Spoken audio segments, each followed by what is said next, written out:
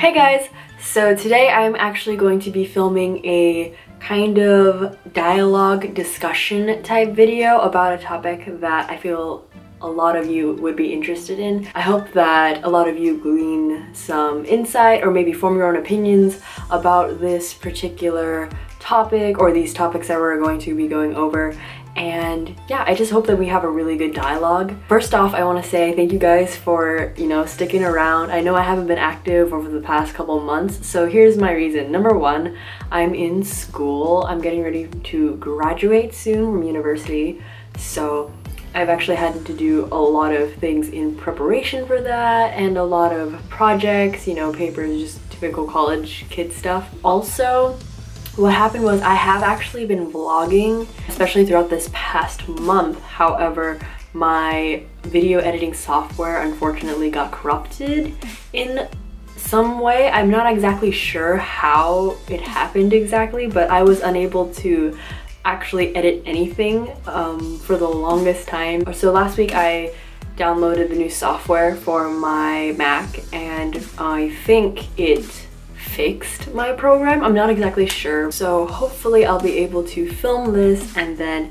edit it because this is a very, very important topic to me personally. From the title of this video, I'm pretty sure you already know or have an idea about what I'm going to be talking about. So I'm actually going to be talking about BTS at the AMAs, but not just their performance. I'm actually going to be talking about the kind of social climate around them and their arrival in the US, their pre-performance interviews. I will also be talking about how incredibly historic their performance is, not just for the international community of K-pop fans or things like that, but actually for people of Asian ethnicity specifically, especially here in the US, in regards to Asian people in media. So yes, those are the two main things that I'll be discussing in here. I know that race and ethnicity is a topic that makes a lot of people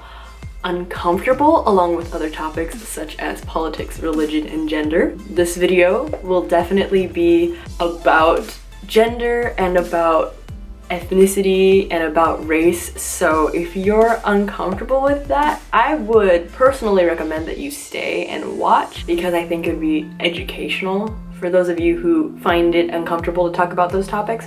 And for those of you who are interested in those topics, definitely stay because this is going to, oh, I'm just so excited. This is going to be going kind of deeper than just discussing what happened. It's going to be talking about a lot of ethnic stereotypes, it's going to be talking about media, it's going to be talking about flaws in American media. I don't know, I'm just really excited. These topics really get me passionate because they really have a lot to do with my personal story, and I'll share about that a little bit later towards the end of this video. But yeah, I just want to start out this conversation by saying BTS did an amazing job at the AMAs. I'm so proud of them. They're just so amazing as performers, and I'm really happy for them that they got this opportunity to perform on a, not a higher level, but a more visible level in regards to the international music industry, especially the music industry here in the West and in the United States in particular.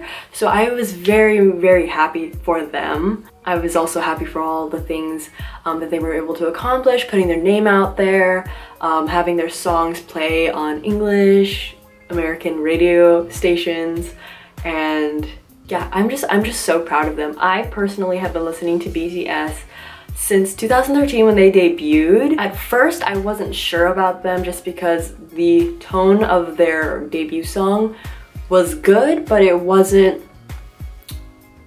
eye-catching enough for me to pay attention to them because I already had other groups that I listened to, for example SHINee, for example EXO, stuff like that. But I kept watching them when they debuted, and that same year I got very invested when I started watching their Bangtangbans, obviously, and I got to know a bit more about their personalities. So yes, I've been standing BTS for, what year is it, 2017? So about 4 years, almost 5 years now.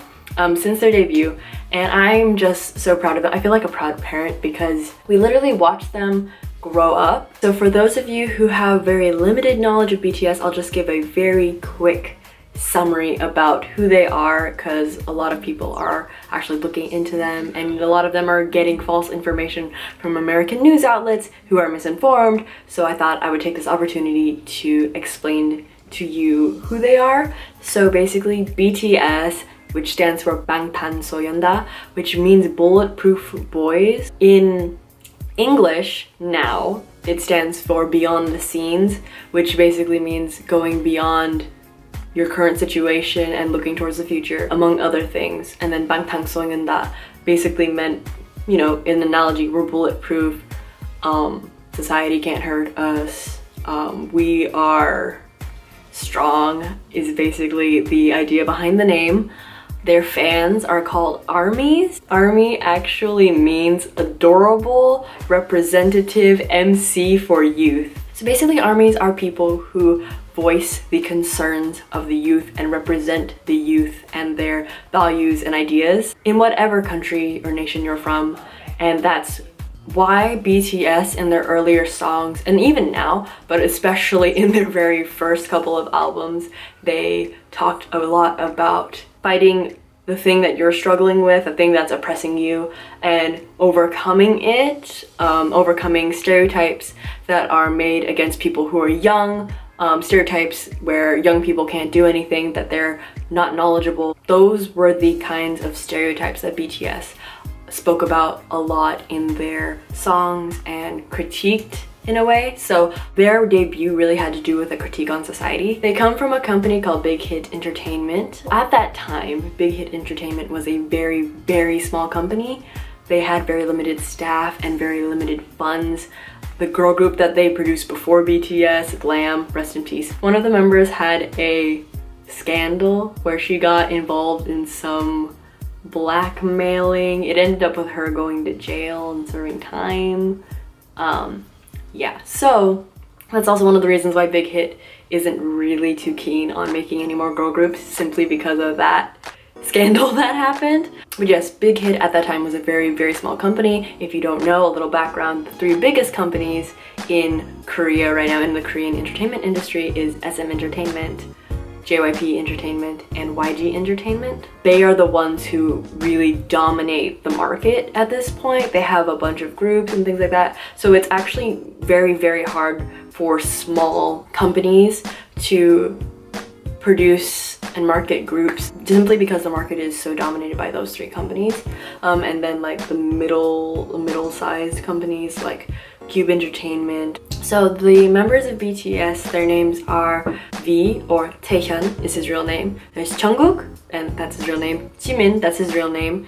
There's Suga, or Yoongi, which is his real name. There's J-Hope, but his real name is Hoseok. And then there's Jin, but his real name is Seokjin. And then RM, he recently changed his name to RM. His real name is Namjoon. His stage name was Rat Monster, and then we called him Ratmon, and then he just switched to RM recently. So yes, those are the 7 members of BTS. They are all from various areas of Korea. None of them are from Seoul. They all debuted in 2013 and have been together ever since. They all live together in one dorm and live their lives and perform together, basically. So yes, that is a very brief summary of who BTS is. I'll list the songs that talk about, you know, all these various social issues which they have discussed before in their music, which I find very, very inspiring to see, since musical artists in the pop industry tend to not talk about very deep issues. So I hope that it'll be a little refreshing for you and that you'll enjoy them. Alright, so now that you have a background about BTS and kind of have an idea of who they are, I will be moving on to the first topic of this video, which will be the pre-performance interviews. Now, I know a lot of you who are ARMYs already have pretty much the same opinion as me, but I will just lay it out there right now. BTS did a lot of pre-performance, pre-show interviews because they came several days before. I think they came around 4 or 5 days before the actual show, so they had time to practice and rehearse and get accommodated because they're actually going to be here for quite a long time still. These interviews really just highlighted how, I could say superficial, but most entertainment media is superficial, but especially American entertainment news outlets. It really highlighted, number one, how superficial they were. It highlighted, two, their perception of America in relation to other countries, which was more superior than other countries. It also highlighted how untrained people are in intercultural communications, which really fires me up, because as a few of you know, I'm actually a cultural anthropology major. I'm graduating with a degree in cultural anthropology, and I've also been taking a lot of intercultural communications classes. The fact that people do not have a concept in their mind that communication in different countries and in different cultures differs from their own just really frustrates me. Especially in America, a lot of people in society tend to think that everyone should be like us, which is the American superiority mindset. Obviously, every country has ethnocentrism in it. I'd say America is pretty high up there when it comes to thinking that we're the best at everything, and I'm not saying that we aren't good at things. I'm just saying I feel like it's very hard for people to think that maybe other countries have more superior forms of whatever, be it entertainment, be it politics, be it military, be it, you know, welfare. It's very American to think that America is the best. And these news outlets highlighted that concept and that mindset perfectly, because their questions that they asked BTS, for the majority, there were a few. I think I only saw one genuine interview, and I've been keeping up, but I've only seen one genuine interview, and the rest of them asked very biased and very leading questions, and that's pretty much a red flag if you think about it, because how do you expect someone to answer honestly and truthfully if you are setting up the question and leading the person with that question in a way in which they will answer what you want, which is exactly what all these news outlets were doing to BTS. So for example, they prefaced questions with the statement, these are questions that your fans, yours being BTS, your fans want to know about you. I even saw a title on one of the videos called BTS Answers Burning Questions Fans Have, which you already know the media doesn't listen to us because we're actually pretty marginalized in entertainment media as it is, being fans of this particular genre. So you already know they're not asking the actual burning questions that we want to know. They prefaced all their questions basically saying that your fans want to know the answers to these questions. 98% of all the interviews conducted with BTS had almost the exact same questions. Those questions were worded in a way that gave superiority to English and gave superiority to America as a country. For example, what's your favorite American food? What do you like to do while you're in America? And things like, how does it feel to be in America? When BTS has been here before several times. And obviously those questions would make a lot of sense if you were just asking them when it's their first time here. Questions such as, have you tried In-N-Out? They literally answered by saying, yes, we tried it when we came 4 years ago and we tried it in the airport. Those were more of the superficial questions. The most leading question, the most biased question that these interviewers would ask was, are you going to release an English song? Are you going to release a song in English? Are you going to release an album in English? Note that the fans actually do not want English song. You can go onto any social media site and you will hear the exact same thing. I mean, obviously it would be nice to have a song in the language that you speak and understand. However, the resounding opinion of BTS fans is actually that we do not want English songs for good reason. The reason why K-pop is very all-encompassing is because when you like music and you don't know what they're saying, you kind of dive into not only the meaning of the song by looking up translations, but you dive into culture, which is an entirely transformative and immersive process because it takes you out of your cultural mentality that you have right now. For example, me, my very Western American mentality, and put me into a culture that I wasn't familiar with at that time and taught me a lot of things. That's one of the very special things about learning about music and entertainment of different cultures, is it really pulls you into diving in deeper and learning more about that culture. It's just a normal thing for you to want to understand what you're listening to or what you're watching in the minds of the people who live in that cultural context. One of the things that people don't understand is that translating songs or writing songs in a different language is very hard,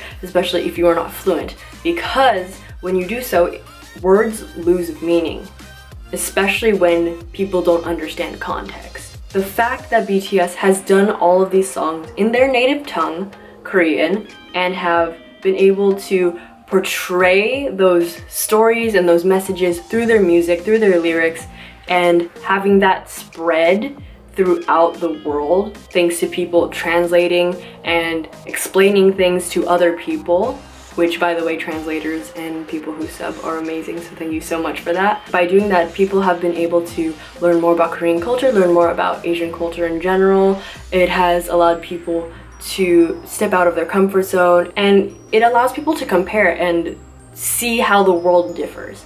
And that's one of the great things about the fact that BTS does all their songs in Korean, and they have yet to do a whole song in English. Like I said, most armies, if not all armies, don't want an English song, but the fact that they prefaced that question, will you do English songs, will you make an English album, with the idea that we wanted to know what they were, which not true. Also, the majority of these interviewers obviously did not do a lot of research prior to their interviews. A lot of them really had no idea what BTS was or why they were popular, apart from the fact that they had won a Billboard Music Award this past year. Also, like I said before, it seems like a lot of these hosts and radio show anchors and interviewers have never interviewed someone from a non-Western culture, which really showed and affected the way that BTS responded to a lot of these interviews. It was so cringeworthy. It was so cringeworthy because I felt like none of these people had been trained to communicate interculturally with people of other cultures, and it just makes me really upset because a lot of things are misconstrued and a lot of just superficial dialogue happened, which could have been avoided if they had just done some background research about BTS, if they knew about Korea. One of the interviewers, I won't mention who he is, but one of the interviewers asked, do you know who I am in Korea? And then continued to talk about things like, do they have Christmas in Korea? Do they have Thanksgiving in Korea? Just little things like that, which obviously you could have looked up if you were going to ask as an interviewer, because I feel like interviewers should be prepared and have some background information about the people that they are going to be talking to, because I just feel like that is good journalism, to have understanding about who you're communicating with. And I thought that a lot of people failed to do that. I don't understand when people don't do background research. Like, I really don't get it. Isn't that your job to facilitate communication? And this is, like I said, this is intercultural communication. Shouldn't you know how to communicate interculturally? Hopefully Ellen will do BTS justice and ask them the real questions. And you can totally tell when BTS is excited about what they're being asked. For example, a lot of fans actually wanted to hear about their non-violence campaign and they wanted BTS to talk about it on their interviews. But from what I gathered, only 2 people actually asked them about it, and only one of them was prior to the award show. But you could totally tell when BTS was totally into the interviewer, when they're having a good time, because the interviewer didn't ask them the same superficial questions about, are you gonna do an English song? What's your favorite American food? Who do you listen to who's American? And another thing, they're musical artists, right? Like BTS makes music. None of the questions that they were asked really had anything to do with their music other than, oh, you're doing a collab with Steve Aoki and Designer. That's not an invalid question, but that's the only question that they really asked about BTS's music, other than, are you gonna do a song in English? Like, when are you gonna do an album in English, right? You're interviewing musical artists and you're not actually asking them about their music.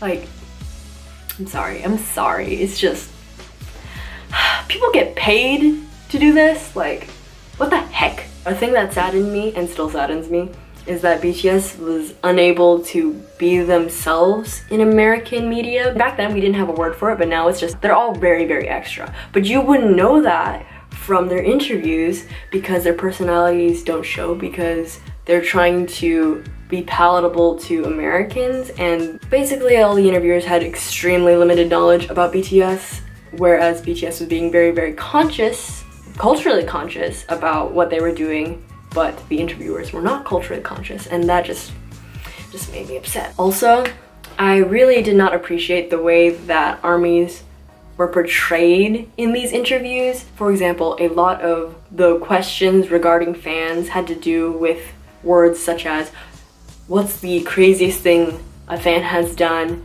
Do the fans grab you? Do they hurt you? Have you ever gotten hurt by a fan? Obviously it's a biased question, but portraying fans as insane, which I'm not saying there aren't any, I don't think interviewers understood the reason why BTS fans chant so loud and yell so loud. That's what it's called, by the way, when all of the people were yelling their names during the performance. It's called fan chanting.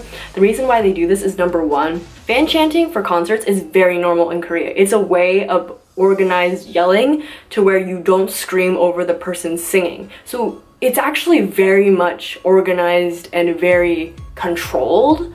Also, the reason why BTS fans fan chant and scream so loud is because they don't come here very often, and it's pretty much many people's once-in-a-lifetime opportunity to see them. So that's why you could tell that people are a bit overly excited, but that's because we don't actually get to see them very often. And I'm not saying that America like never sees them. We definitely see them a lot more than people in Europe, which I hope European ARMYs get to see BTS perform because they're great, and I feel like BTS needs to promote over there more, but it's obviously a much harder market over there. And this is one of the things that I love about BTS, is that they don't see their fans as crazy people. For example, in one of the interviews, someone asked Namjoon, RM, what is the craziest thing fans have done to you guys? And he didn't translate that into Korean to the rest of the group. He actually translated what is the most, or what was one of the most memorable things or interactions that you've had with a fan. And because Jin answered and said something that wasn't crazy like what the interviewer wanted, which is how we are portrayed in media, he went on to say, no, like, have they ever grabbed you? Like, have they ever hurt you? And in other interviews when they asked that, RM actually said, the fans don't hurt me, I hurt myself, because as you know, he's very clumsy. If you know Namjoon, he's very, very clumsy. Even BTS was uncomfortable about the way that we were being portrayed, and honestly, that just makes me like them even more, because I think I saw it on Twitter, but someone said you should stay in a group that stands you back. Like, you should love people who love you back, not people who demonize you and think you're insane. That just butters my toast, you know? There's so much miscommunication going on between the interviewers and BTS. It just made me so frustrated. BTS was being very, very culturally and socially conscious about how they were acting, which is why their personalities didn't show as much in these interviews, because they were trying to figure out how to act depending on who was interviewing them, and obviously the majority of these interviewers didn't even give them the time of day and didn't even think about accommodating them in the sense of understanding how their culture impacts the way that they communicate, and that's really frustrated me. So let me know what you think about all the interviews and the way that BTS has been treated, the way that BTS has been interacting with all of these interviewers in the comments down below, because I would really like to have a dialogue with all of you. I'd like you guys to like talk amongst yourselves, talk with me, send this video to someone who may be interested, who would like to talk about it, because oh, I just get so fired up by these. I just get so frustrated when things like this happen to people who come, not just like K-pop people, just people in general, internationally, when people come and there's not a lot of, you know, knowledge about intercultural communication, and it's just it's so frustrating. Also, I thought I would just address this really quick. A lot of people were arguing that BTS should not be in the AMAs because it's the American Music Awards and things like that. My opinion on that is that I think it's fine that they performed at the AMAs. However, I don't think that the AMAs are the most appropriate, if not the most optimal place for them to perform. And this is what I mean. They were nominated for a Billboard Music Award, which was the first time a lot of Americans had been exposed to BTS. And in comparison to the AMAs, I thought that the Billboard Music Awards, the award show where they were actually nominees, would have been a more pivotal place for them to perform in comparison to a award show where they're not a nominee. Not to say that I didn't enjoy it and that I didn't love that they were there. So it's very obvious, since they are not nominees at the AMAs, that the AMAs were using BTS's fame and their rising global fandom to get people to watch. The AMAs didn't necessarily or didn't actually care about BTS. A lot of Korean armies have been commenting that, and a lot of American armies and international armies have been saying that, and I agree. So I do believe that the more optimal place for BTS to have performed would have been the Billboard Music Awards, but that didn't happen. They're getting more publicity. Great for them, right? Now that we've talked about that, I would like to move our dialogue to talk about this other topic that has to do with the main question that I've been getting a lot on my social media, which is, why does it matter? Why do you care? So before I actually answer this question, I need to give you guys a bit of background about terms that you may or may not be familiar with. So please bear with me as I go through some academic terminology with you, but it will all make sense in the end. It will all make sense after I explain. Okay, so the first term that I wanted to introduce to you guys is the model minority stereotype, which is basically the idea within American United States society and culture that out of all the minorities, Asians and Asian Americans, through hard work, dedication, perseverance, have come out on top and have become successful and are the most successful minority. And just to preface this whole thing, the reason why I'm talking about this rather confidently is because I've actually been studying this topic for a very long time. I actually wrote a very long, extensive research paper about the negative effects of the model minority stereotype within American media on Asian Americans. So even though I don't think that I am at all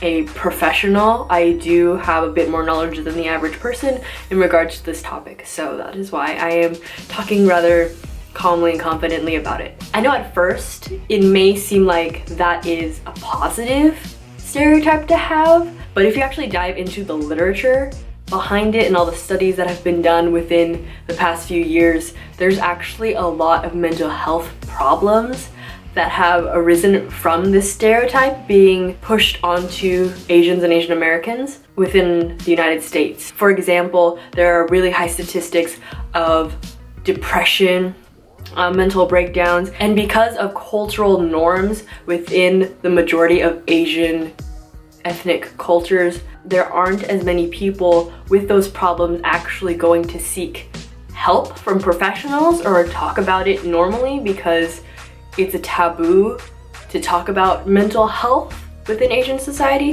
which is one of the reasons why it was very significant when Yoongi, Suga, August D, his other name when he releases his mixtapes, when he talked about mental health in his songs. That was totally abnormal, but obviously much appreciated, and a lot of people really resonated with his lyrics talking about his mental health struggles. And yeah, you know, another reason why I love BTS. Like I said, there's so many problems that come with these stereotypes, just with people in general. If you put a stereotype on a person, it affects them very deeply. And in relation to media, my research paper was diving into how media affects young people, especially adolescents and pre-teen aged children. Things that are shown to them via media are actually extremely impactful because their paradigms and their worldviews are still being formed, their ideas about identity and about self are still being developed. So media has a very, very significant role in childhood development, in self-identity and self-perception. And therefore, if media portrays stereotypes, for example, that Black men are dangerous, and if that is constantly being shown on television, then it will affect the child's perception of other people and themselves. Taking that example, if a young Black boy is seeing on television the people who look like him, the people who he can identify with as the villains, as dangerous, as the outcasts, then they will internalize that, especially because they are that young. Moving back to the model minority stereotype, that particular stereotypical archetype of a studious Asian individual who is socially inept, is unattractive, is uncharismatic, would prefer to stay at home than to interact with other people socially, is very much prominent in American media. So Wong and Halden actually visualized and gave an image of this type of model minority portrayal in media by saying that in their study in 2006 that Asian characters are often depicted as eyeglass wearing awkward nerds who spend countless hours in the library reading math books and science books. And that is very much evident historically of how Asians and Asian Americans have been portrayed in American media, which is extremely sad. And the fact is that Asian Americans and Asian people are one of the least represented people in American media. A study done by several researchers at USC concerning screen portrayals and diversity showed that out of the 100 top grossing films of 2013, only 4.4% of them were actually Asian, which obviously shows how underrepresented our population is in American media. So, because that is one of the most predominant, if not the dominant, role that Asian Americans / Asian actors play in television, when a young child looks to media and only finds people who they can relate to ethnically, that are socially inept, that are awkward, that only study, that aren't the cool one, they're never the hero, if they're never the love interest, if they're never the main character, that affects that child in very, very deep psychological and ideological ways. I will get to this later, but that has to do with my story. The only other archetype that Asians have historically been portraying in American media is the Oriental martial art expert who has broken English and is very spiritual. And that's the other archetype that Asian Americans and Asian people in American media have been playing.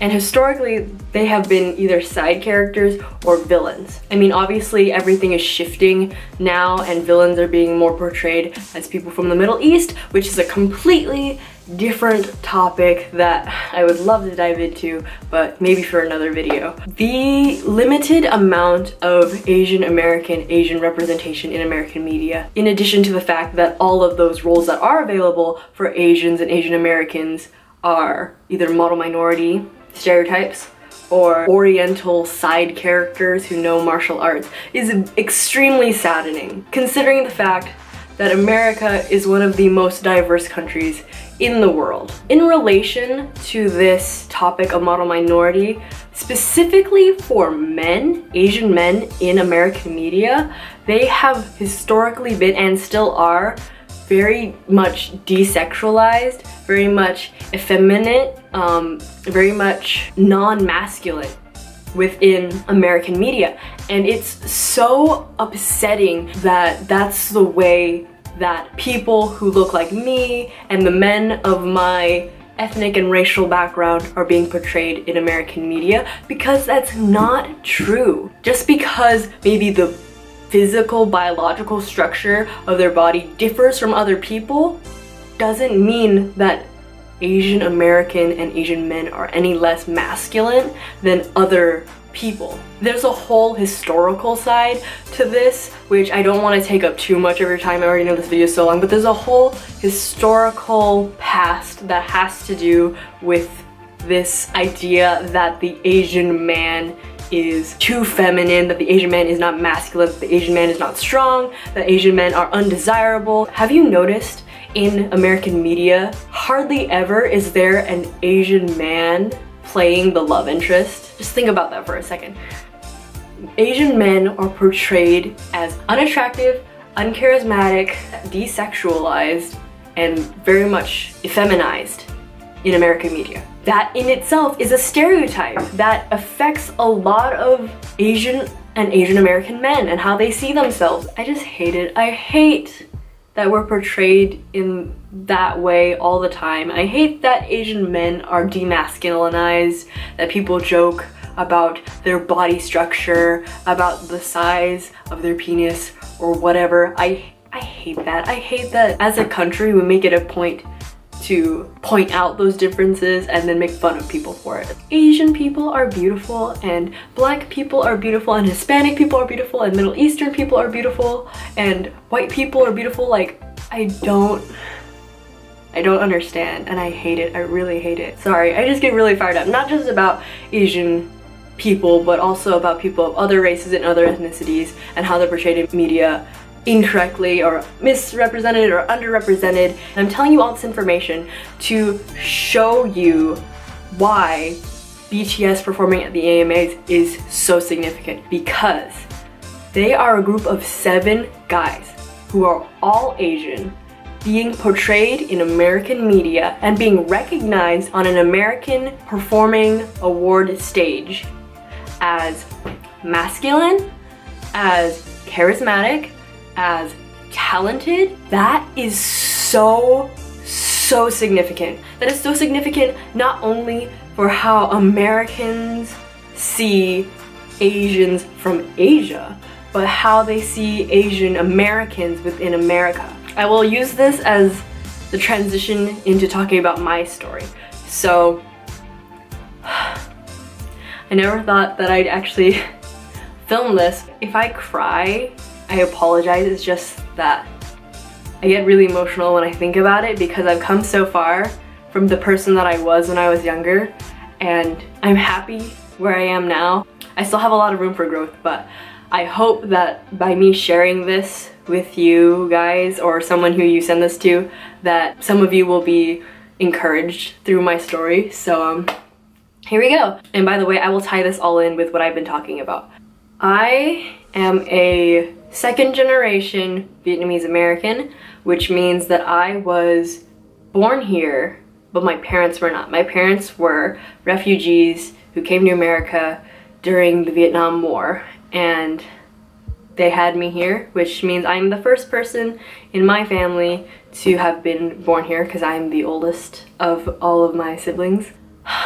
Okay, up until 3rd grade, I was not completely aware or completely conscious of all of the differences in culture, in ethnicity, and in race, because as most children grow up, you're not aware of all of those differences, the things that make you distinct from other people. I've realized through studying my own story through the lens of anthropology and intercultural communication that I had my cultural and ethnic and racial awakening in 3rd grade. And what had happened was, there was this girl, I'll call her Katie. That's not her name, but I will call her Katie. So there was this girl in my 3rd grade class, her name was Katie, and she was white, and I was kind of friends with her, more like acquaintances. I wasn't that close to her. Anyway, so one day she started asking me questions that were racist, but I believe she asked more out of curiosity than out of spite, simply because we were both so young. However, those questions carried with me throughout my life, all the way up until I overcame my struggle, I believe junior year of high school. But she asked me questions such as, isn't it weird to be Asian? Or can you like see through your eyes? Because, you know, I'm monolithed, so my eyes are slightly smaller than most people. She would ask me questions like that. She would ask me, don't you think it's weird, you know, that you look the way you look? Or don't all Asians smell bad? Or isn't all your food disgusting? And things like that. And honestly, looking back at that now, at the place where I am right now, it was probably out of curiosity, and she probably was prompted to ask those things from things that she heard maybe from her parents or from other people in her community. I'm not sure, I can't say exactly. But the more she asked me those questions, the more I started questioning who I was. I started thinking, okay, I never thought that me being Asian was weird. Is it weird? Do I smell bad? Do I look strange to other people? Do I look strange to other kids? Is that why some people don't want to talk to me? And those ideas were very much amplified by me being in adolescence, growing up, and trying to figure myself out and self-identify at that point in my life. I mean, thankfully there was two guys that I had as friends back in the day, and they stood up for me in front of her, but those questions really did carry through with me in my perception of myself. I started thinking that, sorry, I'm getting like emotional thinking about it. I started thinking that I was ugly and not as pretty as all my friends, because most of my friends weren't Asian. I started thinking, especially, and tying into the whole media and not having someone you can relate to in media who looks like you. All the people in media that I saw who were Asian were nerds and weird and, like I said, socially inept. So I started thinking that's probably how people see people who look like me. And I started acting out, not in a bad way, but I started tanning my skin, trying to get tan, because a lot of my friends were Hispanic and I thought they were gorgeous, so I started trying to tan my skin. I know it's crazy to think of that now because I'm so pale, like naturally, but I started trying to tan my skin. I started trying to dress like my white friends, wanting to act more like them, because those were the beautiful people. Those were the people who were in the industry that I wanted to be a part of. Like, I was very much interested in acting and singing and in dancing, but I didn't have any role model to look up to who, when I saw them and related to them, I could say, if they can do it, then I can do it. I didn't feel a sense of agency in regards to the things that I wanted to do, because I didn't see anyone who paved the way. I didn't see anyone who proved to me that I could do it. And because of that, I started rejecting my own heritage, I started rejecting my own culture, I even rejected my language. Vietnamese was actually my very first language that I spoke. However, when I started relearning it when I was little and going to Vietnamese school, I totally rejected speaking Vietnamese, because I had this very ethnocentric mindset where it was like, you know what, I'm not Vietnamese, I'm just Asian in America, but I'm more American than I am Asian. And because I'm American, I should only speak English. And because America is the best, everyone in the world should just speak English if they want to talk to me. It was such an ignorant and ethnocentric mindset. And it's sad because I lost so much of my family's mother tongue. I lost and disconnected a lot from my culture. I wasn't interested in it. I literally thought, this is what I literally thought. I thought that Asians were the worst race in the world. And on top of that, I thought that Vietnamese people were the worst Asians. Sorry, it's just... I really hated myself. I hated my ethnic identity, I hated my cultural identity, and I lost so many years of connecting with it because of how I saw myself. Sorry, wait. The thing that kind of pulled me out of that mindset was actually K-pop, which I know sounds weird, but that's one of the reasons why I listen to it a lot, and I feel like a lot of people don't know that. Because a lot of times people just like find it and they really like it, and that's totally a valid and perfect reason to listen to it. But for me, it has deeper meanings and connotations for me because in 7th grade, I randomly found Teen Top and their debut song Clap, and I thought it was so weird, and I had a total like culture shock moment. This was the first time in my life that I saw Asian people doing what I wanted to do, which was singing and dancing and, you know, acting, being performers, being entertainers. That was the first instance I ever saw people doing that, like a whole group of Asian people, not just like a token Asian person, like a whole group of Asian guys singing and dancing and looking really cool doing it. And honestly, I think it had to have been a ethnic group that I wasn't a part of, because at that point in my life, I really hated being Vietnamese. I really disliked being Asian in general, but I really, like I told you, I really hated being Vietnamese. I thought I was disgusting. I thought our language sounded so gross when it's such a beautiful language, you know? And anyway, so from there, I started researching more because, like I said earlier, when you find something that's interesting, at least for me, when you find something interesting, you want to learn more about it and understand it in the context that it comes from. So I like dove in, I looked and I researched, and I realized that there was a whole industry of people who looked like me that I could relate to, that were doing these amazing things in the music industry and entertainment, and it was such a mind-blowing few years for me to learn that and come to terms with the fact that, hey, maybe it's not that we aren't able and we don't have the agency as a group of people to be in entertainment or do, you know, whatever, be in sports, be in politics, what have you. It's just that it's not portrayed that way in American media. Long story short, I slowly began to accept my racial identity, and then I finally accepted my ethnic identity.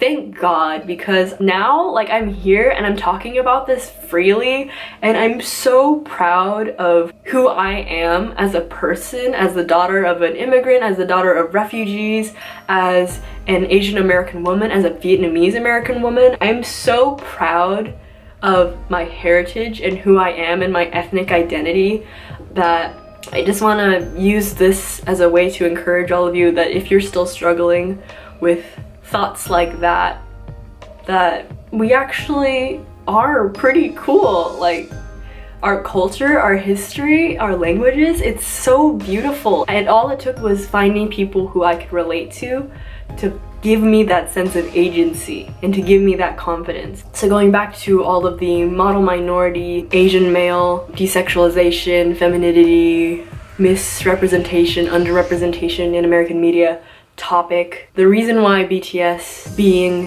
performers at the AMAs and having all this coverage is significant is because they are the first all Asian group of men to be acknowledged at an award show in American media, which is kind of, for me, bringing everything to full circle, because American media was one of the main factors that caused me to reject myself, my ethnic identity, my racial identity, and now it's accepting people who look like me and acknowledging that they are talented and that they are charismatic. Anyway, I hope this video has been able to maybe inform you about a couple of academic terms and topics that you might not have been aware of, or if you are, I hope that it helps you frame those academic ideas and actually put them in context of what's happening now. I thought that BTS performing at the AMAs was something that could be a vehicle and catalyst for this kind of conversation, because I actually really enjoy talking about, like I said, race and ethnicity and gender and things like that. I love talking about it with my friends on the daily, so I thought that this would be a great conversation to have with you guys. Let me know in the comments if you have anything to add to this conversation, if you relate in any way. If you don't relate, that's totally fine. If you were unaware of certain things, if you want to take this conversation away from YouTube, away from this video, and talk about it with people that you know, go for it. I would really like to hear what you guys have to say. I hope that this conversation kind of put everything in context, especially for those of you who have been asking me why I cared so much about BTS performing at the AMAs. There's a lot of very meaningful, very historic elements to this moment and this event that I thought should be celebrated and talked about. So yeah, I hope you have a great day, week, month, year, life, and I'll see you guys next time. Bye!